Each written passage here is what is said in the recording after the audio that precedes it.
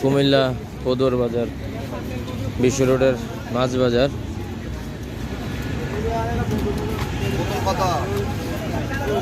আজকে আপনাদেরকে পদুর বাজার মাছ বাজার দেখাবো। এখনো শুরু হয় নাই, ধীরে ধীরে শুরু হবে। এই যে দেখেন,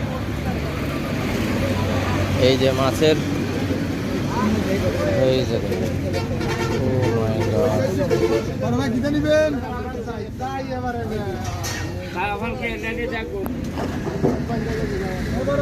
টাটকা মাছ।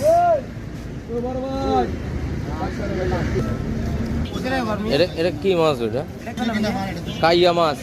এটা কেজি কেজি কত করে? 450। কেজি 850। 850।